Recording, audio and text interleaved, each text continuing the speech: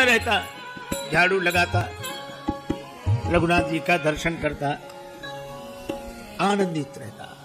बेटों ने कमाई की, पैसा केवट को लाकर दिया, पिताजी जिनसे उधार लिया है वापिस करें। केवट गया, सेठ जी को रुपया वापिस दिया, ब्याज दिया, सेठ जी ने रसीद लिख ली, हिसाब किताब चुकता, पाई पाई से पैसा प्राप्त। केवट को दी रसीद, पढ़ो क्या लिखा है।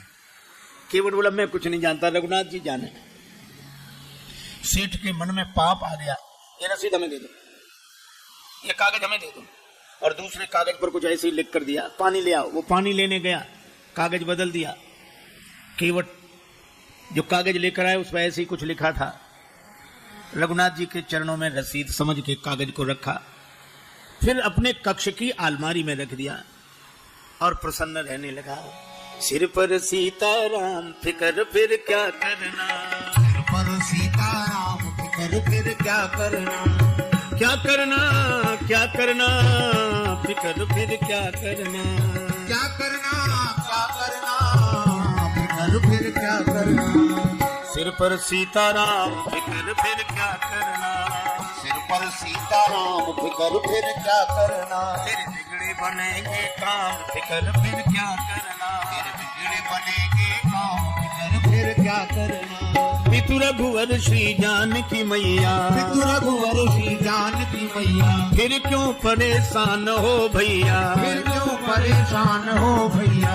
कटेंगे कष्ट तमाम फिकर फिर क्या करना, कटेंगे कष्ट तमाम फिकर फिर क्या करना। सिर पर सीताराम फिकर फिर क्या करना, सिर पर सीताराम फिकर फिर क्या करना। इसी भाव में रहता। केवट ने भगवान के भरोसे सब छोड़ दिया था और सेठ जी ने केवट के विरुद्ध मुकदमा कर दिया, और मुकदमा इन्हीं जज साहब की अदालत में आया, इन्हीं जज साहब का।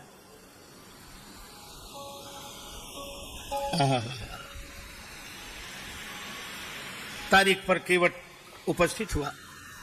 जज साहब ने कहा केवट तुमने सेठ जी से रुपया उधार लिया था? हाँ हुजूर, लिया था।